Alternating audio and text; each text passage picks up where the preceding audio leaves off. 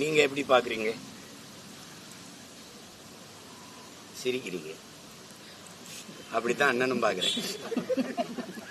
கல்வியில் சிறந்த தமிழ்நாடு, எத்தனை கல்வியில் சிறந்த பேரறிஞர்கள் அந்த மாநாட்டில் பங்கேற்று, அந்த நிகழ்வில் பங்கேற்று, என்னை கேட்டால் அது ஒரு பாட்டு வெளியிட்டுள்ள மாதிரி இருந்தது. ஆங்கிலத்தில் உங்களுக்கு புரியுற மாதிரி சொல்லவாருன்னு ஆடியோ ஃபங்க்ஷன் மாதிரி இருந்தது. தங்கச்சி, கல்வியை பற்றி பேசுறதுக்கு கல்வித்துறையில் சார்ந்த எங்க ஐயா ஜவஹர் நேசனை பேச வைக்க வேண்டியதானே. பிரின்ஸ் கஜேந்திர பாபுன்னு ஒருத்தர் இருக்கிறாப்ல, அவரை பேச வைங்க. கல்வியில் சிறந்தவர்கள் இந்த நாட்டில் யாருமே கிடையாது. இருக்காங்களா இல்லையா? இருக்காங்கல்ல. அவங்கள யாரையாவது பேச வைக்க வேண்டியதானே. பள்ளியில் ஆண்டு விழா நடக்கும்போது டாக்டர் வேஷம் போட்டு, வக்கீல் வேஷம் போட்டு, பொறியாளர் இருந்து இன்ஜினியர் வேஷம் போட்டு வருவான்ல, அவன் டெத்தாஸ்கோப் போட வருவான். அவன் அந்த மாதிரி வந்தா இது நாடகம்னா என்ன தங்கச்சி? நான் தான் சொல்றேன், இது திராவிட மாடல் கிடையாது, விளம்பர மாடல். அவங்களே மாடல்ட்டாங்க.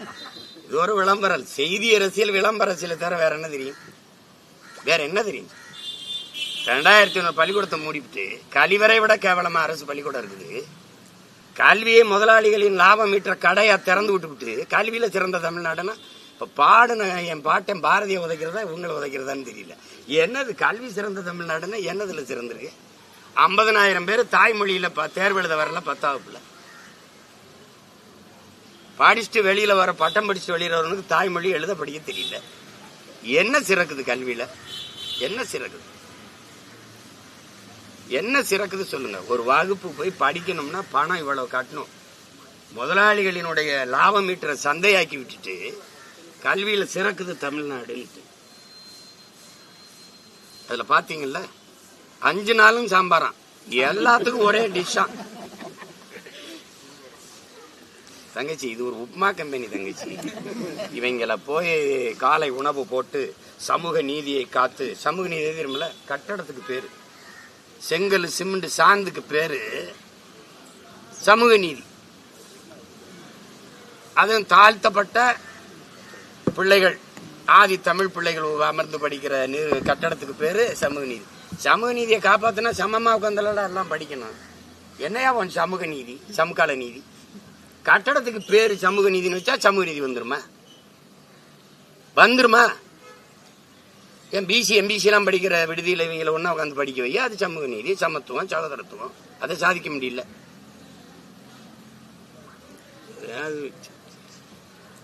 காலையிலே ஏதோ கல்வியை பத்தி, கல்வியில் சிறந்த மகான்கள், பேரறிஞர்கள் பேசும்போது நம்ம கேட்டுக்கிற வேண்டியதுதான். அப்படியா அப்படியா? அதுல ஒருத்தர் இளையராஜா படிச்சாரா, சச்சின் டெண்டுல்கர் படிச்சாரா, ரகுமான் படிச்சாரான்னு கேக்குறாங்க. அவங்களெல்லாம் அவங்க பேச்ச அவங்க நம்பிராதீங்க. நான் என்ன சொல்றேன்னே நீங்க அதுல வாங்கல. நீங்க படத்தை எடுத்துட்டா பெரிய கல்வி அறிஞர்னு நினைச்சிட்டு வந்து கருத்து சொல்லிடுற. நான் என்ன சொல்றேன்னே உனக்கு புரியல. நீ அந்த மேடல் நின்று பேசுறதுக்கு யாரு? நீ ஒரு படத்தை இயக்குனர், அவ்வளவுதான். அதுக்கு என்ன காரணம்? நீ படிச்ச கல்விய என்ன? எது காரணம்? தனித்திறன் ஆற்றலை வளர்த்துக்கிறணும். என்ன சொல்றேன்னு தெரியல, முழு பேச்சையும் கேட்கறது இல்ல. ஏதோ கேட்டு ஒரு கருத்தை சொல்லி கைதட்டு வாங்கிடணும். சரி, முதலமைச்சரும் துணை முதலமைச்சரும் வாங்கின கல்வி தகுதி என்ன? ஐயா மோடியோட கல்வி தகுதி என்ன? போட்டுக்கிட்டாப்ல எம்மேன். அதான் மகுவா மைத்ரா கேக்குது, உங்க கல்வி சான்றிதழை வெளியிடுங்கன்ட்டு. வெளியிட வேண்டியதானே? சொல்லுங்க. தம்பி உதயநிதியே பேசுறாப்ல, என்னோட வகுப்பு தொடர படிச்சாப்ல, வக்கீல் ஆயிட்டாப்லன்னு. படிச்சு வக்கீல் ஆயிட்டா, படிக்காம நான் டிப்டி சீஃப் மினிஸ்டர் ஆயிட்டேன், துணை முதல்வர் ஆயிட்டேன். அதானே அதுக்கு பொருள்? அதானே? அதானடா தங்கச்சி. கல்வியில் சிறந்த தமிழ்நாடு, புகழ் கம்பன் பிறந்த தமிழ்நாடு கொண்டாடுவோம். வேற ஒன்றும் சொல்றதுக்கு இல்ல.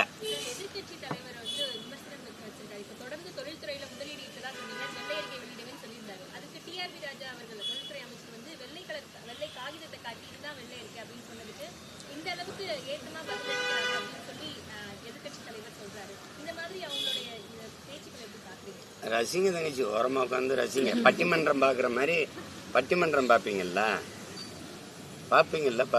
தீபாவளி கூட போடுவாங்க பாருங்க. அதாவது இப்ப இத கேள்வியை கேட்கிறாருல ஐயா எடப்பாடி, அவர் ஆட்சியில முதலீட்டாளர் எழுத்து வந்தார்ல, அவங்க அம்மா ஆட்சியில், அது அம்மா ஜெயலலிதா ஆட்சியில் எடுத்துருந்தாங்களா, அதெல்லாம் எங்க வெள்ளரிக்க எத்தனை தொழிற்சாலை இருந்தது? உன் தொழிற்சாலை என்ன? உன் தொழிற்சாலை என்ன? இந்த சிப்கார்டு, இந்த நோக்கியோ, இந்த ஹொண்டாய், இந்த சாம்சங், இதானே? அவன் யார் இந்த முதலாளி? எல்லா சிப்கார்டு நீ தொழிற்சாலை நிறுவன இடத்துல என் மக்கள் 20 கிலோமீட்டருக்கு தண்ணி எடுத்து குடிக்காதுன்னு அறிக்கை வருத அரசு தானே கொடுத்து. குடிக்கிற தண்ணியை விஷமாக்கிட்டு எண்ணத்துக்கு இந்த ஏதாவது வெறியாகுதா இல்லையா? நிலம் நஞ்சாயிருச்சு, நீர் நஞ்சாயிருச்சு, காற்று நஞ்சாயிருச்சு. தொழிற்சாலை எதுக்கு வச்ச? அதுக்குள்ள என்ன தயாரிக்கப்படுது? தொழிற்சாலையின் உரிமையாளர் யாரு? எத்தனை பேர் வேலைக்கு போறான்? வளர்ச்சி அடைஞ்சுன்னா எதுக்கு எங்க ஆத்தாவுக்கு 500, என் தம்பிக்கு 500, எங்க அம்மா என் தங்கச்சிக்கு 500, 1000 கொடுக்குற, 1000 எது கொடுக்குற? படிக்க போகும்போது ஏன்னா 1000 ரூபாய் கூட வக்கு இல்லை. உங்க கல்வியில் சிறந்த மாநாட்டில் இன்னொரு பையன் எந்திரிச்சு 1000 ரூபாய், இன்னொரு 1000 ரூபாய் சேர்த்து கொடுங்கன்ற. இந்த அளவுக்கு தான் டெவலப் இருக்கு. என்னன்னு சொல்லுங்க. நீங்க முதலீட்டாளர்களை கொண்டு வர்றீங்க. இது எந்த மாதிரி கணக்கு? இந்த நாடு எந்த நாட்டில் முதலீடு செய்து? ஏதாவது ஐரோப்பிய நாடுகள்ல, இல்ல ஆஸ்திரேலியால, இல்ல ஆப்பிரிக்க நாடுகள்ல, அரபு நாடுகள்ல ஏதாவது நாட்டில் தொழிற்சாலை தொடங்கி இந்த நாடு வருவாய் பெருக்கிட்டு வருதா? வெளிநாட்டு முதலாளிகளை இங்க வந்து முதலீடு செய்யுங்க. ஒருத்த வர்த்தகத்துக்கு வந்தான் பிரிட்டிஷ்காரன். பல 100 ஆண்டு அடிமையா கிடந்துச்சு இந்த நாடு. அவனை அடிச்சு விரட்டுறது, போராடி விரட்டுறது விடுதலை போராட்டம். நீங்க அவனை கப்பல்ல வந்தவனை விரட்டி விட்டுட்டு வானூர்தியில் வர்றவனை வா வான்னு சிவப்பு கம்பளை விரிச்சு வரவேற்கிறத விடுதலை பெற்ற நாடுன்னு சொன்னீங்கன்னா நீங்க ஏற்கிறீங்களா? எதுக்கிட்டா தங்கச்சி? அன்னைக்கு ஒருத்தவன் தான் அவனுக்கு மட்டும் அடிமையா இருந்த என் நாடு உலகில் ஒவ்வொரு நாட்டுக்கும் அடிமையா இருக்க துடிக்குது. இதை டெவலப்னு சொல்லுது, இதை வளர்ச்சின்னு சொல்லுது. எந்த முதலாளி மக்கள் சேவைக்கு வருவான்? தன் லாபத்தை வைக்க வருவானா? முதலீடு செய்ய மக்கள் சேவைக்கு வருவானா? தமிழ்நாட்டு இளைஞர், இந்திய நாட்டு இளைஞர்களுக்கு வேலை வாய்ப்பை கொடுக்கணும். படிச்சுட்டு பல கோடிக்கணக்கான, பல லட்சக்கணக்கான இளைஞன் வேலை இல்லாமல் இருக்க, அவனுக்கு வேலை கொடுக்கணும்னு அவனுக்கு என்ன வேண்டுதல்? என்ன வேண்டுதல்? இங்க நிலம் எவ்வளவு வேணாலும் எடுத்துக்க. எத்தனாயிரம் ஏக்கர், 2000 ஏக்கர், 3000 எடுத்துக்க. நிலத்தடி நீர் உறிஞ்சிக்க. தடையற்ற மின்சாரம். 1 மணி நேரம் உற்பத்தியில் மின்தடை ஏற்பட்டு இழப்பு ஏற்பட்டால், அரை மணி நேரம் ஏற்பட்டால் அதற்கான இழப்பை மத்திய மாநில அரசுகளை ஈடுகட்டும். புரிந்துணர்வு ஒப்பந்தம். நீ உற்பத்தி செய்யற பொருளை விரைந்து எடுத்துட்டு போக. 8 வழிச்சாலை, 4 வழிச்சாலை. இதுக்கு 5000 ஏக்கர்ல ஏர்போர்ட், அதுக்கு 6111 ஏக்கர்ல துறைமுகம். இதுல யார் வசதிக்கு? மக்களின் வசதிக்கா? மக்களின் வசதிக்கு போட்டவன் எதுக்கு 100 கிலோமீட்டருக்கு ஒரு கொக்கு கட்டையை போட்டு காசு வாங்குற? எதுக்கு வாங்குற? மக்களின் வசதி அந்த ரோடு போட்ட எதுக்கு வாங்குற? இப்ப நான் வந்தல போர்டு, இந்த ஒரு கார்ல வந்தல இந்த போர்டு, இதுக்கு 5 லட்சம் ரூபாய் ரோடு டாக்ஸ் கட்டியிருக்கேன். எந்த ரோட்ல ஓட்ட கட்டு வாங்கினேன்? எந்த ரோட்ல வாங்குறதுக்கு ஓட்டுறதுக்கு டாக்ஸ் வாங்கினேன்? அந்த ரோட்டை காட்டுற, அதுல மட்டும் ஓட்டிக்கிறேன். 5 லட்சம் ரூபாய் ரோடு டாக்ஸ் சாலை வரின்னு எடுத்துட்டு அப்புறம் எதுக்குடா 50 கிலோமீட்டருக்கு 100-150 ரூபாய் காசு வாங்குற? அப்ப என்ன அணுகுமுறை? எல்லா வண்டிக்கும் சாலை வரி எடுக்கிறீங்களா தங்கச்சி? அப்புறம் எதுக்கு அப்புறம் டோல் கட்ட தர்ற? என்னடா நடக்குதுங்க? கேட்டா வளர்ச்சி, வெளிநாட்டுல இருந்து முதலீடு கொண்டு வர்றோம். வெளிநாட்டுல இருந்து நீங்க ஒன்றிய முதலீடு செஞ்சதை திருப்பி எடுத்துட்டு வர்றீங்க, இல்லன்னு இங்க இருந்து நீங்க வச்சுட்டு வர்றீங்க. ஐயா எடப்பாடி ஐயா கேட்கட்டும், அவர் ஆட்சியில இதே முதலீட்டாளர் இருந்து அம்மா ஜெயலலிதா முதலீட்டாளர் மாநாடே போட்டாங்க. இதுல என் தம்பி இன்னும் சொல்ல 36 லட்சம் பேருக்கு வேலை கொடுத்துருக்கோம் டாப்ல. இங்க 75 லட்சம் பேர் டிஎன்பிசி தேர்வு எழுதிட்டே வெளியில் நிக்கிறான். 15 லட்சத்தி 3937 இடம் தான் வாய்ப்பு. அதுல 15,52,000 பேர் தரவழிச்சிருக்கான். இவர் தான் 36 லட்சம் பேருக்கு வேலை கொடுத்த மகான். தங்கச்சி கேக்குறவன் கேன பையன்னா கேப்பையில நெய் விடிதும்பா எங்க ஊர்லயும்பா. இங்க கேக்குறவன் கேன பையில சொல்றவன் தான் கவனமா இருக்கணும். யார்கிட்ட சொல்றோம்னு பார்த்து பேசணும். சும்மா எதையாவது பேசிட்டு இருக்கிறதுக்கு நாங்க பார்த்து படிக்கிற பக்கிரின்னு நினைக்கிறீங்களா? எங்களெல்லாம் உலக அரசியல உள்ளங்கள் வச்சுட்டு தர்ற பசங்க நாங்க.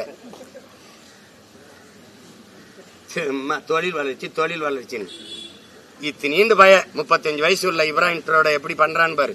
நான் பேசுனது அங்க அந்த ஊர் சீமாங்கிறேன். என்னை நீ பார்த்து சிரிக்கிற. நான் மரங்களில் மாநாடு போட்டு சிரிச்சு அப்பதுக்கு அலையாத்திமா காடுகளுக்கு மாநாடு போடுறேன். நீதான் பெரிய இவனாச்ச.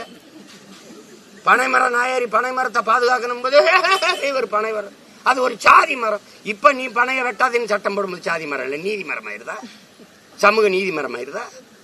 மரங்களை நட்டா, நான் மரக்கன்றுகளுக்கு நட்டா அதுக்கு மதிப்பெண் கொடுக்கும்போது சிரிச்சா. இப்ப நீயே ரகசியமா மரக்கன்று நட்டு படத்தை மட்டும் அனுப்புங்க, நாங்க மார்க் போடுறோம். அது சீமான் சொன்னா சிரிக்கிறது, என்ன சினிமாக்காரன் சொன்னா ரசிக்கிறது. டேய் உங்களை எல்லாம் முச்சந்தில வச்சு வெளுக்கிற காலம் வருதா இல்லையான்னு பாருங்க. ஆளுகளை பாருங்க. சும்மா கல்வி மாநாடு அரங்கத்துக்குள்ள நடக்குது. எத்தனை பெரிய கல்வியாளர்களை கூப்பிட்டு, எவ்வளவு பெரிய தாளாளர்கள், வேந்தர்கள், துணை வேந்தர்கள், அவர்களையெல்லாம் கூப்பிட்டு உட்கார வச்ச கல்வியில் சிறந்த மாநாடுன்னு போட்டு புகழ்ந்து தள்ளிட்டாப்ல. உலகம் பூரா பாக்குறீங்க, என்னம்மா கல்வியில சிறந்து விளங்குது பொறுக்கே. சென்னையில் உள்ள முக்கிய சாலைகளுக்கு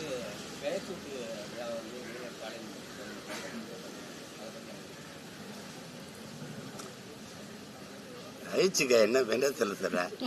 இந்த கடற்கடற்கரை கால கிழக்கு கடற்கரை சாலை இருக்குல்ல, அது உண்மையான பேர் என்ன தெரியுமா? ராஜராஜன் பெருவீதி. வரலாற்றுல பேரு ராஜராஜன் பெருவீதி. அதுக்கு ஐயா வச்ச பேர் என்ன தெரியுமா? ராஜீவ் காந்தி சாலை. அது கிழக்கு கடற்கரை சாலைன்னு வச்சிருந்துருக்கலாம். இப்ப வச்சிருக்க பேர் என்ன தெரியுமா? ஐயா கருணாநிதி அவர்கள் பேரை வச்சிருக்காப்புல. எங்க ஊர்ல வந்து தம்பி 80 வயசு 85 வயசு போனா என்ன கேட்டாலும் கொடுக்க ஆரம்பிச்சிரும். சாராயம் கேட்டால் கொடுப்போம், கறி சாப்பிட்டா கேட்டாலும் கொடுப்போம், மீன் கருவாடி எது கேட்டாலும் கொடுப்போம். ஏன்னா எங்கள் அப்பா தாத்தாலாம் சொல்லுவோம், பெரியவங்களாம் விடுப்பான்னு ஒரு 4-5 சந்தைக்கு இருப்பாப்புல. அது நல்லது வல்லதை கொடுங்கப்பா, கடைசி காலத்தில் வாய்க்கு ருசியாக சாப்பிட்டு போகட்டும்னு. அப்படி இன்னும் கொஞ்ச நாள் இருக்க போகிறாங்க. அவங்க இஷ்டத்துக்கு பேரை வச்சுட்டு போக வேண்டியதுதான். நீங்கள் நாடக உலகின் தந்தை சுவாமி சங்கரதாசன் என் தாத்தனுக்கு பேர் இருந்ததுல, அந்த கலைமன்றத்து பேர் எதுக்கு மாற்றினீங்க? எல்லா சிலையும் தெருவில் இருக்கு, எங்க தமிழ் தாய் சிலையை எதுக்கு இடிச்ச? அப்ப சேட்டை தானே. ஜல்லிக்கட்டுக்கும் ஐயா கருணாநிதிக்கு என்ன சம்பந்தம் இருக்கு? எதுக்கு அந்த வளாகத்துக்கு ஏன் தாத்த முகத்தவர் பேர் வைக்கல? 4ஆம் தமிழ்ச்சங்கம் வச்சு தமிழ் வளர்த்த என் பாட்டன் வள்ளல் பாண்டித்துரைத்தவர் இருக்கான்ல, அவன் பேரை அந்த கட்டின நூலகத்துக்கு ஏன் வைக்கல? எல்லாத்துக்குமே உங்க அப்பா. அப்ப என்ன நினைக்க தோணுது? சரி வச்சு அழகு பார்த்துட்டு போங்க. மொட்டை அடிக்கிறதுக்கு முன்னாடி நல்லா சீவி கீவி பூ வச்சு ஒரு மொட்டை அடிக்க போடுவான். 1/2 மணி நேரத்தில் மொட்டை அடிக்க போறோம். அதனால நல்லா நல்லா ஒரு போட்டோ கூட எடுத்துக்கடாடே. அது அந்த கதை தான். அது அதனால ரசிச்சுட்டேன். இது எத்தனை நாளைக்கு இருக்கும்? நீங்க வச்சுட்டு போனா நான் வந்து மாத்துவேன் தம்பி, நான் வந்து மாத்துவேன். இப்ப நான் சொன்னல இந்த பேரெல்லாம் வைப்பேன். அந்த ஜல்லிக்கட்டு வளாகம் சரி கட்டிட்டாங்க, நம்ம காசு தான் போறா. தாத்த மூக்கையத்தவர் போடுவேன். கல்வி தந்தை. இங்க என்ன பேரு? வள்ளல் பாண்டித்துறை. 4ஆம் தமிழ்ச்சங்கம் வச்சு தமிழ் வளர்த்த பாட்டன் வள்ளல் பாண்டித்துறை தேவர் நூலகம் போடுவேன். என்ன பண்ணுவ நீ? ஆசைப்படுறாரு, வச்சு அழகு பார்க்கிறாரு. தமிழ்நாட்டில் செயல்படுத்தப்பட்டுள்ள காலை உணவு திட்டத்தை தெலுங்கானாவில் செயல்படுத்தணும். அவரை நினைச்சு நான் வருந்துறேன். நாங்க தான் சோத்துக்கு செத்த பயமக்களா இருக்காங்க. அவங்களையாவது தன்மானத்தோட வாழ விடணும். காலை உணவு உப்புமா தானே. நீ வரையா போமா 2 பேரும். ஆனா சொல்லாம போகணும், சொன்னா மாத்தி வாங்க. காலையில 5 நாள் உப்புமாங்க. அதனாலதான் நான் சொன்னேன் இது உப்புமா கம்பெனி. நாங்கெல்லாம் திரைப்படம் தயாரிக்கும் போது எப்படின்னு உப்புமா கம்பெனின்னு ஒழுங்கா காசு தர மாட்டாங்க. ஒழுங்கா அதுக்கு பேரு தம்பி 60 வருஷமா நாங்க ஆண்டிருக்கோம். மாறி மாறி திமுக அதிமுக. மதிய உணவு என் தாத்தன் போடும்போது அன்னைக்கு விடுதலை பெற்ற காலத்துல இவ்வளவு வருவாய் பெருக்கல, கல்வி போய் சேரல, பிள்ளைகளை படிக்க வைக்க என்னன்னா அவனுக்கு வரல. அவனுக்கு ஆடு மாடு மேய்க்க போனாதான் சாப்பாடு. படிக்கணும்னா என்ன பண்றது? ஒரு வேளை சாப்பிடணும்னு நாங்க ஆடு மாடு மேய்க்க போகலைன்னா எப்படி சாப்பிடுறதுன்னு கேட்டான். சரி சாப்பாடு போட்டா வருவானா? சரி நோட்டு புத்தகம் வாங்கல, நோட்டு புத்தகம் தாரேன். சீருடையில போட்டுக்கிற துணிமணியில சீருடையும் தாரேன் அப்படி சொல்லி அவன் படிக்க வச்சான்னா அன்னைக்கு தேவை இருந்தது. 60 அவனுக்கு பின்னாடி இவ்வளவு காலம் ஆண்டு விட்டு காலை உணவு சாப்பிட்டுட்டு வர முடியலடா என் மகனும் பள்ளிக்கூடத்துக்கு. அப்ப எவ்வளவு வறுமையில என் ஆத்தால் அப்படி வச்சிருக்க? காலை ஒரு உணவு சாப்பிட்டுட்டு வீட்டுல இருந்து வர முடியல. இங்க வந்துதான் சோறு போடுறேன்னு பெருமையா பேசுறேன். எல்லாருக்கும் சோறு 1000 ரூபாய் காசு. பஞ்சப்படி ஒரு பராரி கூட்டமா துப்புரவு பணியாளர்னா காலை உணவு போடுறோம் உங்களுக்கு. இது எப்படி பாக்குறது? இது ஒரு சேவைன்னு பாக்குறியா? இந்த மானங்கட்ட கூட்டத்துக்கு ஒரு வேளை சோத்தை போட்டு கையில் 500 ரூபா கொடுத்தீங்கன்னா போதும்னு நினைக்கிறியா? எப்படி எடுத்துக்கிறது? இந்த ரேவந்த் ரெட்டியை நான் மதிக்கிறேன், அதுக்காக இதை போய் செய்வேன்லாம் அந்த நேரத்தில் புகழணும்னு பேசிட்டாப்ல. அது செய்ய மாட்டாப்ல. அவன் சாதி வாரி கணக்கெடுக்க எடுப்புறான்ல மானஸ்தன். இவர் எடுப்பாரா? கேட்கறதுக்கு பதில் சொல்லு. கூட்டணி தானே வச்சிருக்க. இங்க பெரியார் பிறந்திருக்காரு, சமூக நீதியை நீட்டிட்டார் காட்டிட்டாரு இல்லையா? அதான் இங்க பிறக்கலையே எடுக்கிறேன். அதே கூட்டணி வச்சிருக்க சீதாராமையா 24ஆம் தேதிக்குள்ள எடுத்து முடின்ற. அங்க பெரியாருக்கு உங்க நீங்க உங்க சொல்ற பெரியாருக்கு ஒன்றும் சம்பந்தம் இல்லாத நிதிஷ்குமார் எடுக்கிறேன். எல்லாத்துக்கும் மத்திய அரசை சாட்டி விடுறது. நிதி தரல, நான் என்ன பண்றது? 40 பாராளுமன்ற உறுப்பினருக்கு நாக்கு வலிக்கவ? எதுக்கு வென்று போனீங்க? இந்த கையை பிடிச்சிட்டு இப்படி பேசிட்டு இருந்தீல்ல நம்ம ஐயாட்ட மோடி ஐயாட்ட, நீங்க ஐயா அந்த நமக்குள்ள நிதியை கொஞ்சம் ஏதாவது அவரு சொல்லவே இல்லையே. நீங்க அவருக்கு பதிலா நீங்க பேசுவீங்க. மாற்றத்தை எதுல மாற்றத்தை? அதே இங்க பாருங்க, அவர் என்ன செஞ்சிருக்காரு பாருங்க. திமுக 2 இட்லி எடுத்துட்டாப்ல, திமுக 2 இட்லி எடுத்துட்டாப்ல, அதிமுக 2 தோசை எடுத்துட்டாப்ல, எல்லா 2ஐயும் பிச்சு போட்டு ஒரு உப்புமா கிண்டிட்டாப்ல. இங்க அண்ணா வச்சுக்கிட்டாப்ல, எம்ஜிஆர் வச்சுக்கிட்டாப்ல. இதுல என்ன மாற்றம் வருது? இது ஒரு சனியே, இது ஒரு சனியே, 2 சனியும் சேர்த்து ஒரு சட்டையை தச்சுட்டாங்க. சனிக்கிழமை கிளம்பிட்டாங்க. ஏன்னா நீங்க என்ன இதுல மாற்றம்ங்கிற சொல்லையே அவர் சொல்லலையே. நீங்களா மாற்றம் மாற்றம் மாற்றம் எதிலிருந்து மாற்றம்? எப்படிப்பட்ட மாற்றம்? எந்தெந்த இடத்துல எந்தெந்த நிர்வாகத்துல எப்படி மாற்றம்? கல்வி இப்படி இருக்கு, இப்படி மாத்துறேன். மருத்துவம் இப்படி இருக்கு, இப்படி மாத்துறேன். அப்படி ஏதாவது ஒண்ணு சொல்லுங்க. மாற்றம்னா என்ன? அது அவர் சொல்லவே இல்லை. நாங்க மாற்றம் கட்டுறோம்ல, அவரே சொல்லிட்டாரு. அதெல்லாம் நாங்க பேச மாட்டோம், நாங்க ஸ்ட்ரைட்டா பாயிண்ட்டுக்கு வந்துரும். இதுவரை ஒரு பாயிண்ட்டுக்கும் இல்ல, 2 பாயிண்ட்டுக்கு பேசுறாப்புல. நாளைக்கு கரூர் பேசி நாமக்கல் 2 பாயிண்ட். அதான் அவருடைய பாயிண்ட்னா என்ன? நாங்க சாத்தியம் இல்லாதத பேச மாட்டோம் அப்படின்னு. சாத்தியத்தை தான் பேசுவோம். எது சாத்தியம்? அவருக்கு சொல்லிக் கொடுங்க. எது ஒன்றும் சாத்தியத்திலிருந்து பிறந்ததில்லை, தேவையிலிருந்து தான் பிறக்குது. சாத்தியம் இல்லாத ஒன்றை சாத்தியப்படுத்துவதற்கு பேர் தான் சாதனை. சாதாரணமான மக்கள் அசாதாரணமான ஒன்றை கனவு காண்பதற்கு பெயர் தான் புரட்சி. அதுதான் முயற்சி, அதுதான் ட்ரீம், அதுதான் கனவு. அது சொல்லிக் கொடுக்கணும். அவர் அதெல்லாம் சொன்னா கேட்கிற மாதிரி இல்ல. அண்ணன் சொல்றாரு, என்னமோ சொல்றாரு, கேட்போம்ட்டு விமர்சிக்கிறாரு. இது விமர்சிக்கிறது இல்ல. இப்ப சரி விட்டுருவோம். நான் 2010 கட்சி ஆரம்பிச்சேன். இப்ப 26 வரைக்கும் 26 தேர்தலில் நிக்க போறேன். எனக்கு என்ன ஆட்சி 5 வருஷம் கொடுத்து நான் அதை அழிச்சேனா? நாட்டை கொள்ளையடிச்சனா? ஊழல் லஞ்சத்துல ஊறி தெளிச்சனா? மலையை வெட்டினா? மணல் அள்ளினா? கொலை பண்ணனா? கொள்ளையடிச்சனா? என்ன செஞ்சேன்? என்னை எதுக்கு எல்லாரும் விமர்சிக்கணும் சொல்லு? அதிகாரத்துல இருக்கிறவன், அநியாயம் செய்யறவன், ஊழல் லஞ்சத்துல ஊறி திளைக்கிறவன், வளத்தை சுரண்டி கொள்ளையடிக்கிற கொடுக்கிறவனை பேசாது, எந்த விமர்சனம் வைக்காது. இதையெல்லாம் தடுக்க போராடுற எங்கள் மேல விமர்சனம் வைக்க காரணம் என்ன? எல்லாரும் எதிர்க்கிறாங்கல்ல, காரணம் என்ன? நாங்களே அதை பொருள்படுத்துறது இல்ல. ஏன்னா விமர்சனத்தை தாங்க முடியாதவன் விரும்பியதை அடைய முடியாது. அவதூறுகளையும் அவமானங்களையும் கடக்க முடியாதவன் அற்ப வெற்றியை கூட தொட முடியாது. அந்த தத்துவத்தை கற்ற பிள்ளைகள். ஏதோ போய என்னை விமர்சிக்கிறது ஓ வேலை, உனக்கும் சேர்த்து போராட வேண்டியது ஏன் வேலை, அவ்வளவுதான். நாங்க ஏற்றுக்கொண்ட கோட்பாடு விமர்சனத்தை உரமாக்கு, அதன் லட்சியத்தை மரமாக்கு. வேர்க்காம விளையாட முடியாது, விமர்சனம் இல்லாம வளர முடியாது. விமர்சிக்கிறவன் என்னை பார்த்து பயப்படுறான், இவன் அதிகமா விமர்சிக்கிறான், ரொம்ப பயப்படுறான். அவ்வளவுதானே. கேட்கறதுக்கு பதில் தான் சொல்லணும்.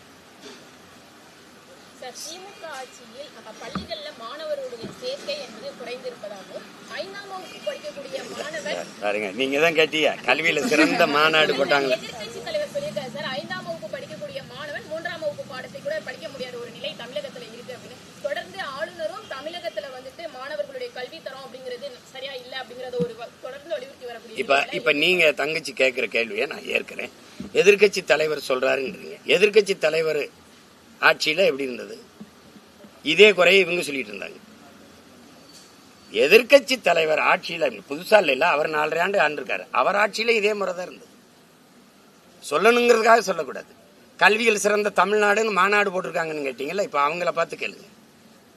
5ஆம் படிக்கிறவன் 3ஆம் பாடத்துல படிக்க தெரியலையே. பட்டப்படிப்பு படிச்சுட்டு வந்துருங்க, தமிழை பிழையின்றி எழுத தெரியலையே. சரி ஆங்கிலமாவது பேசுறானா, அது அறவே தெரியலையே. அப்ப எந்த அறிவை வளர்க்கிற கல்வி இல்ல, ஒழுக்கத்தை அறநெறியை போதிக்கிற கல்வி இல்ல, வகுப்பறைகள் வர்த்தக அறைகளா போயிடுச்சு.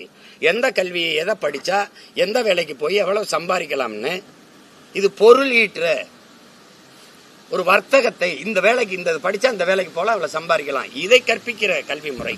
ஒரு அடிமை கல்வி முறை, ஒரு கிளர்க்கியல் போஸ்டுக்கு போறது, முதலாளி எங்க இருப்பான் அவனுக்கு வேலை செய்யறது, இதுதான் அறிவு, இதுதான் கல்வின்னு கற்பிச்சு வச்சிருக்கு இந்த முறை. இது அறிவையோ ஒழுக்கத்தையோ நன்னெறியோ போதிக்கிற கல்வி முறை செத்து போச்சு, அது இல்ல. அதனால நீங்க சொல்றது மாதிரி இப்ப அவனுக்கு எதுவுமே தெரியல. இங்கிலீஷ் பேசிட்டா அறிவாளின்னு நினைக்கிறான். அவன் அடுத்தவன் மொழி எனக்கு அப்படி அறிவாகுங்கிற கேள்வி வரல. இங்கிலீஷ் ஒரு லாங்குவேஜ், நாட் அ நாலேஜ், அது அவனுக்கு தெரியல, அது சொல்லிக் கொடுக்கல. ஏன்னா பிரிட்டன்ல பிச்சை எடுக்கிறவன் இங்கிலீஷ்ல தான் பிச்சை எடுப்பான். பள்ளிக்கூடமே படிக்காதவன் கூட இங்கிலீஷ் பேசுவான், ஏன்னா அவன் தாய்மொழி அதானே. அடுத்தவன் மொழி எனக்கு அறிவுன்னு கற்பிச்சவன் எந்த முட்டாப்பைய, அவன் மொழி எப்படிதான் எனக்கு அறிவாகும்? அது ஒரு மொழி, அது தேவைன்னா எப்ப கற்றுக்கலாம், பயன்படுத்திக்கலாம். அதனால நீங்களே கேள்வி கேட்டு நீங்களே பதில் சொல்லிட்டீங்க. கல்வியில் சிறந்த தமிழ்நாடு எப்படி இருக்குன்னு அதை கேட்கறது இப்ப நாங்க கேட்கலாம். எதிர்கட்சி தலைவர் கேட்கறா உங்க ஆட்சியில் எப்படி இருந்துச்சு? இதேதான் இருந்தது. நீங்க ஆட்சியில் இருக்கும்போது இவங்க பேசுனாங்க, இப்ப இவங்க ஆட்சியில் இருக்கும்போது நீங்க பேசுறீங்க. அததான் பட்டிமன்றம்னு.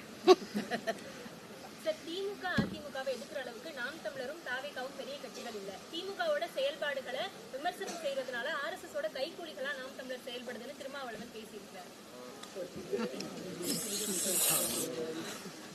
திமுகவை விமர்சிச்சாவே RSS கைக்கூலின்னா RSS திமுக தான். இது எப்படி சொல்றது? பிஜேபிக்கும் திமுகவுக்கும் கொள்கை வேறுபாடு என்ன? நான் தான் ஓடி ஓடி போய் ஐயா மோடியை போய் பார்த்து வரேன். 3 முறை நிதி ஆயோக்கு வர முடியாது. ஈடி இந்தா ஓடி வாரேன் மோடி அப்படின்னு போனது நானா வர. பக்கத்துல ஐயா சந்திரபாபு நாயுடு வச்சுக்கிட்டு அப்படி இப்படி கையை பிடிச்சி பேசிட்டு இருந்தது யாரு? தங்கச்சி நான் கேட்கறதுக்கு பதில் சொல்றேன். ஐயா இலகணேசன் இறந்துட்டார். அவர் யாரு? பிஜேபியில RSS உறுப்பினர், மூத்த உறுப்பினர், பிஜேபியில ஒரு பெரிய தலைவர். அவர் நாடாளுமன்ற உறுப்பினராக தேர்வு செய்யப்பட்ட மாநிலங்கள உறுப்பினரா, நாகாலாந்துக்கு ஆளுநராக இருந்தவர். அவர் இறந்துட்டார். இறந்தா அவர் எந்த கட்சி? பாரதிய ஜனதா. அதுக்கு மாலை வச்சு வணக்கம் செலுத்தணும். இங்கே இந்த மாநிலத்தில் ஒரு தலைவர் இருக்காரா இல்லையா, மாமா நயனார் நாகேந்திரன், அவர்கிட்ட கொடுத்து மோடி என்ன சொல்லியிருக்கணும்? ஐயா மோடி பிரதமர், என் சார்பான வணக்கத்தை மலர்மலை வச்சு நீங்க செஞ்சிருங்க, அது அவருக்கு. இல்ல ஆளுநர் RN ரவி அவங்க ஆளு வச்சிரு. இல்ல தம்பி எல் முருகன், இந்த முருகா வணக்கத்தை வச்சிரு. இல்ல அம்மா நிர்மலா சீதாராமன் அவங்க வரலைன்னா ஐயா மூப்பனாருக்கான வணக்க நிகழ்வு 3 நாள் கழிச்சு வந்தாங்க. அப்ப அன்னைக்கு போய் அம்மா நீங்க போய் உங்க ஊரு நீங்க போய் மரியாதை வச்சுட்டு வந்துருங்க, வச்சிருக்கலாம். இல்ல எதிர்கட்சி தலைவர் அவங்க கூட்டணி வச்சிருக்க தலைவர் ஐயா எடப்பாடிட்ட கொடுத்து இந்த மலர் வளையத்தை வச்சு வணக்கத்தை செலுத்துங்கன்னு சொல்லலாம். என் சார்பான வணக்கத்தை இத்தனை வாய்ப்பு இருக்கும்போது நீங்க செலுத்துங்க என்று ஐயா ஸ்டாலின் கொடுத்து செலுத்த சொன்னா யாரு RSS கைக்கூலி? யாரு? இங்க பாருங்க, ஆபரேஷன் சிந்தூர் 1000 கேள்வி கேட்டேன், நான் யார்ட்டையும் பதில் இல்லை. தீவிரவாதி உள்ள நுழையும் போது 200 கிலோமீட்டர் உள்ள வந்து என்ன எங்க பாருங்க தங்கச்சி, விண்ணூர்தியில பயணிக்கும் போது சாதாரணமா விமானம் ஏறி போகும்போது முன்னாடி திரும்ப இப்படி திரும்ப ஆதார காட்டு அதை நீட்டுன்னு சொல்லி சோதிக்கிறேன். நீ ஒரு பயங்கரவாதி ஆயுதத்தோட பார்டருக்குள்ள நுழையும் போது என்ன பண்ணிட்டு இருந்த? அவன்கிட்ட ஆதார் கேட்காம என்ன பண்ண? அவனை சோதிக்காம என்ன பண்ண? வந்து சுட்டு விளையாடி அவன் காணொலி எடுத்து பேசி போற வரைக்கும் என்ன பண்ண? ஒரு சுற்றுலா தலம் பகல்காம 30,000 பேர் கூடி கலையிறாங்கிற அவன் வந்து போயிருக்கான். அங்க காவல்துறை இல்லை, துணை அங்க ராணுவம் இல்லை. ஏன் இல்ல? தப்புன்னு சத்தம் கேட்டவன ஏன் வரல? சுட்டுட்டு பண்ண அப்படியே சுத்தி வளைச்சு ரவுண்ட் பண்ணி அவனை தப்பிக்க விடாம ஏன் தாக்கி அடிக்கல? எப்படி தப்பிக்க விட்ட? 10 நாள் கழிச்சு ஆபரேஷன் சிந்தூர்னு போறது கொடுக்குற. யாரு மேல? மக்கள் மேல. சிந்து நதியை உள்ள விட மாட்டேங்கிற. சிந்து நதி ஒண்ணுதான் இந்தியாவுக்குன்னு வருதா? சண்டை போட்டா எல்லாம் போட்டு இந்த மக்கள் மீது தாக்குதல் நடத்தினதுக்கு முதல்ல அதை பாராட்டி பேரணி நடத்தின மகான் யாரு? பாரதிய ஜனதா ஆளுகிற மாநிலங்களின் முதலமைச்சர் கூட போகல. கொடிய பிடிச்சுக்கிட்டு எல்லா கட்சியும் கூட்டிக்கிட்டு இந்த வீதியில நடந்து போன பெருமகன் யார்? உங்க RSS கைக்கூலி தான். அதுக்கப்புறம் தான் டெல்லி முதல்வரே போனாங்க. ரஷ்யால போய் இந்த நாட்டின் தூதுவரா போய் ஆபரேஷன் சிந்தூர் எங்க நாட்டை பாதுகாக்க இதை விட வழி இல்லை என்று பேசின பெருமகள் யார்? அம்மையார் கனிமொழி. வாய்க்கு வரதெல்லாம் பேச கூடாது. உன்னை எழுத்து பேசினா எந்த கருத்துல எழுத்து பேசணுமா பதில் தான் சொல்லணும். RSS கைக்கூலி. விஜய் ஏத்து பேசுனா திமுக கைக்கூலி, திமுக ஏத்து பார்த்தா RSS கைக்கூலி. டேய் உங்களை ஒழிக்காம எங்க பாரு சேட்டை தானே இதெல்லாம். கேட்கிற கேள்விக்கு பதில் சொல்ல ஆண்மை இருந்தா, வலு இருந்தா, கருத்தியல் வலிமையானவன் இருந்தா தர்க்கம் செய்யி.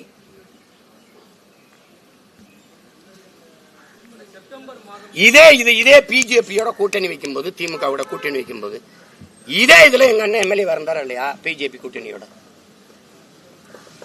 அப்புறம் தங்கச்சி பிஜேபி RSS தாய் கழகம் ஜனசங்கோட கூட்டணி வச்சவங்க இந்த திராவிட முன்னேற்ற கழகம். இவங்க எங்கள பேசுவாங்க கைக்கூலி குய்க்கூலி பொய்கோழி பயிலு வேலை அவனா ஒன்று தர்க்கம் பண்ண முடியல. இது RSS கைக்கூலி, இங்க சங் பரிவாரி கும்பல், சனாதன சங்கிகள், RSS கைக்கூலிகள். இதை விட்டா வேற ஏதாவது பேசுங்கப்பா, வேற ஏதாவது பேசுங்க.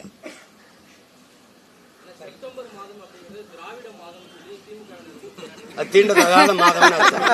திராவிட மாதம்னா இந்த பீடை மாதம்னு ஒண்ணு சொல்றாங்க, அந்த இளவு மாதம் தீண்டத்தகாத மாதம்.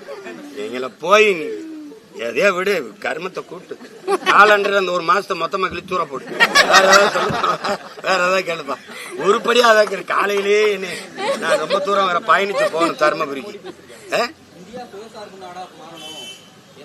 அதான் அண்ணன் பேசும்போது ஏவராக பேசுவான், இதெல்லாம் சாத்தியமா, இதெல்லாம் இதா அப்படின்னா. பைத்தியக்காரன் நான் சொல்லடா, காந்தி கண்ட கனவு என் தாத்தன் ஜேசி குமரப்பா சொன்னது தற்சார்பு பொருளாதாரம்னது. அம்மையார் இந்திரா காந்தி நேரு, அம்மையார் இந்திரா காந்தி தற்சார்பு பொருளாதாரம் தான் ஒரு நாட்டின் எதிர்காலத்திற்கும் அதன் பாதுகாப்புக்கும் நல்லது. படிக்காத என் தாத்தன் எங்களை எல்லாம் படிக்க வச்ச மேதை. இதே சென்னை கடற்கரையில மெரினா கடற்கரை நடந்த மாநாட்டுல புறங்கை கட்டிட்டு பேசுறான். ஏப்பா சோத்துக்கு ஊரா நாட்டுல கையேந்திரதுக்கா போராடி சுதந்திரம் பெற்றோம், கூழோ கஞ்சியோ இருக்கிறத குடிச்சிட்டு குடிசையில நிம்மதியா படுப்போம்டா. அதான் தற்சார்பு பொருளாதாரம். இன்னைக்கு ட்ரம்ப் ஒரு வரிய போட்டவன்னு தெரியுது, ஆஹா இது சிக்கல்றான்னு. கொரோனாவிலேயே நீ எச்சரிச்சிருக்கணும் தம்பி. தவிர்க்க முடியாத ஒன்றுக்குத்தான் பிற நாட்டை சார்ந்திருக்கணும். மத்தவனும் சரி நம்மளும் சரி எல்லாத்துக்கும். வெங்காயம் பருப்பை நீ விளைய வச்சு தர முடியல இவ்வளவு வளம் மிகுந்த நாட்டுல.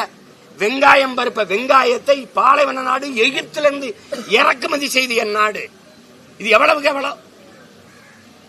போர் விமானமா ரபேலா பிரான்ஸ்ல வாங்கு, துப்பாக்கியா ரஷ்யால வாங்கு, பீரங்கியா இஸ்ரேல்ல வாங்கு. எந்த நாட்டோட சண்டை போட்டு என்னை காப்பாத்துவ? எந்த நாட்டுல? கேவலம். இப்பதான் வருது மெதுவா சுயசார்பு, தற்சார்பு, மக்களுக்கு இருக்கிற சவால். இதத்தாங்க நாங்க ரொம்ப நாளா கத்திக்கிட்டு இருக்கோம். வாயா தற்சார்பு, பசுமை, தாய்மை பொருளாதாரத்துக்கு வாயா, வேளாண்மையை முன்னிறுத்தி கட்டமைக்கிற பொருளாதாரத்துக்கு வாயா. உலகம் பூரா சொல்றான். இங்கிலாந்து பொருளாதார மேதை ஜான் ஆண்டனி ஆலன் சொல்றான், ஆசிய கண்டம் தாண்டா, ஆசிய நாடுகள் தாண்டா தங்கத்தையும் பணத்தை வச்சு பொருளாதாரத்தை மதிப்பிடுது. ஐரோப்பிய நாடுகள் முழுக்க வந்துருச்சுடா நீர் பொருளாதாரத்திற்கு. எந்த நாடு நீரை அதிகமா வச்சிருக்கோ அந்த நாடு தான் பொருளாதாரத்தில் மேம்பட்ட நாடுன்னு வந்துட்டான்டான்னு வந்துட்டான். நீர் பொருளாதார கொள்கைக்கு வந்துட்டான். பிரான்ஸ் ஆரஞ்சு பழத்தை ஏற்றுமதி செஞ்சுக்கிட்டு இருந்தான். ஒரு பழத்தை கையில வச்சு பார்த்தா இது 50 லிட்டர் தண்ணீரை குடிக்குது. சரி நிப்பாட்டுறா, 50 லிட்டர் ஒரு பழம் புளிஞ்சா அரைக்கோலை கூட வர மாட்டேங்குது, இது 50 லிட்டர் குடிக்குது.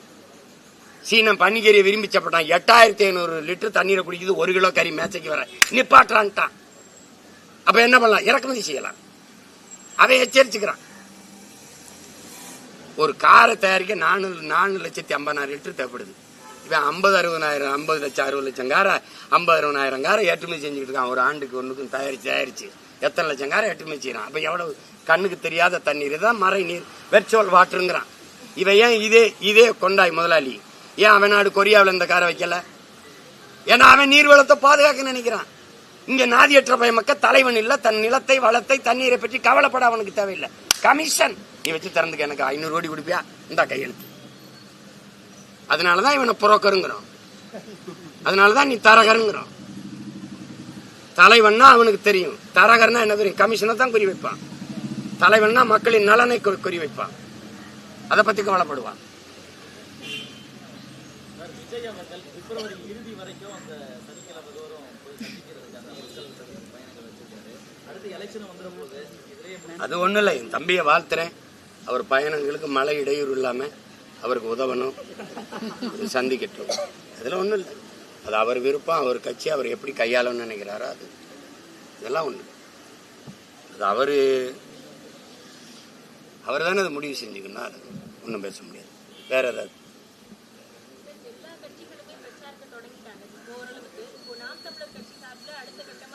என் தங்கச்சிட்ட கேட்கிறேன். பரப்புரை சரி பிரச்சாரங்கிறிய, நான் பரப்புரைங்கிறேன். என்ன பரப்புரை செய்யறாங்க? சொன்னார்களே செஞ்சார்களா? சொன்னார்களே செஞ்சார்களா?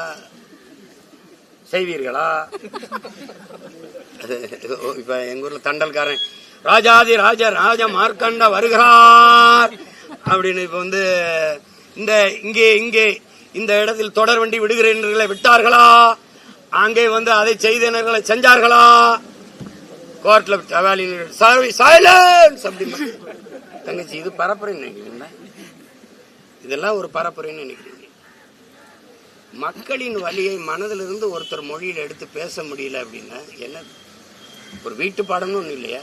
ஐயா ஸ்டாலின் எவ்வளவு காலமா அரசியல் இருக்காங்க? துணை முதல்வராக இருந்திருக்காங்க, முதல்வராயிட்டாங்க. நிறைய பேர் அவருக்கு தரவுகள் எடுத்து கொடுக்க ஆள் இருக்கு, கூட உதவியாளர்.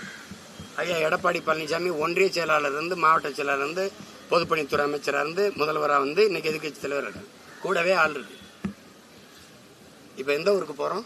கரூருக்கா? கரூர்ல என்ன பிரச்சனை இருக்கு, என்னென்ன தொகுதியில் என்னென்ன பிரச்சனை கொடுங்க. அந்த தரவுகளை ஒரு 4 நிமிஷம் 5 நிமிஷம் தான் பேசுறீங்க. அதை நினைவுல வச்சு பேச முடியலன்னா உங்களுக்கும் மக்களுக்கும் எவ்வளவு தூரம் இருக்கு? இப்ப இவ்வளவு காலம் அதிகாரத்தில் இருக்கும்போது எந்தெந்த இடத்துல என்னென்ன இடத்துல மக்களுக்கு என்னென்ன பிரச்சனை இருக்கும் கூட தெரியாம நீங்க எங்களை ஆட்சி செஞ்சுக்கிட்டு இருந்திருக்கீங்க. என்னதங்க செய்யுது? பரிச்சயவாத மனத்துல வச்சு எழுதணும், பார்த்து தான் எழுதுவேன் அடம் பிடிச்சிட்டு இருந்தா ரொம்ப கஷ்டம். அவ்வளவு மக்கு மாணவர்களுக்கு இங்க மதிப்பெண் கிடையாது. பார்த்து படிக்கும் போது அது மண்ணரிப்பா மீனரிப்பா, அது நீடாமங்கலமா பீடாமங்கலமா, ரொம்ப கஷ்டம்.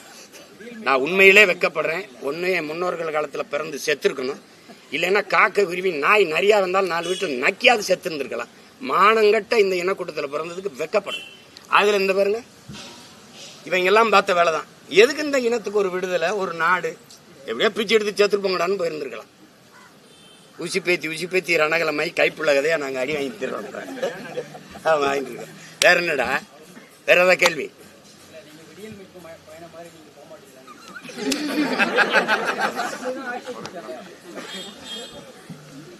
விடியல் மீட்ல போட்டாங்களா? ஓட்டுக்கு 1000 ரூபா எடுத்து வாங்கி பிடிச்சாங்க. ஏன் என்ன எனக்கு என்ன? எப்ப அவங்களுக்கு வேலை இல்லை, நிறைய நேரம் இருக்கு. எனக்கு நேரம் இல்லை, நிறைய வேலை இருக்கு. கொஞ்சோண்டு மூளை, நிறைய வேலை. புரியுதா உனக்கு? என்னை விட்டு நான் ஊரை சுத்தி பார்க்கவில்லை, ஊரை மாத்தி விட்டுறணும்னு நினைக்கிறேன், ஊரை மாத்தணும்னு நினைக்கிறேன். ஆட்சி மாற்றத்திற்கு வரல, நான் ஆட்சி முறையை மாற்றத்துக்கு வந்திருக்கேன். புரியுதா? வேற நாம் தமிழர் கட்சி இந்த முறை கூட்டணி வைக்கும், கூட்டணிக்கான வாய்ப்பு இருக்குன்னு சொல்லி டிடிவி தினகரன் பேசியிருந்தாரு. அந்த மாதிரி அந்த கூட்டணிக்கான பேச்சுவார்த்தை இரு. நீ என் தம்பி மட்டும் பிப்ரவரி வரைக்கும் போறாரு, நானும் பிப்ரவரி 7 வரைக்கும் மாநாடு வரைக்கும் என்னை விடு. தம்பி வாய்ப்பு இருக்காது. அப்ப சொல்றது பார்த்தாக்கா கூட்டணி நாம் தமிழர் கட்சி அமைக்கணும். நீ சொல்லு, வைக்கதான் வேணாவா? நான் வைக்கிறேன்னா தனியா நிக்கிறதானே உங்க பலம். எதற்காக கூட்டணிக்கு போகிறீர்கள் என்று. இல்லைன்னா கூட்டணி வைக்காம எத்தனை நாளைக்கு நீங்க இப்படியே தனியா நின்று போராடுவீர்கள்? உங்க தொண்டர்கள் சோர்ந்து விட மாட்டார்களா? டேய், ஒண்ணு இப்படி பேசுனா இப்படி பேசுறீ, இப்படி பேசுனா இப்படி பேசுறிய, நான் என்னதான் செய்ய? சொல்லு, நான் கூட்டணி வைக்கவா? சொல்லு, நீ சொல்லு, வைக்கவா? ஆனர், உங்களுக்கு தெரியாத ஒரு செக்ஷன், நீங்க ஏதோ அதுல பார்த்து அத சரியோ அதை பண்ணி விடுங்க. அதான் சாலி வரும், அதானே? சரி, நன்றி, வணக்கம்.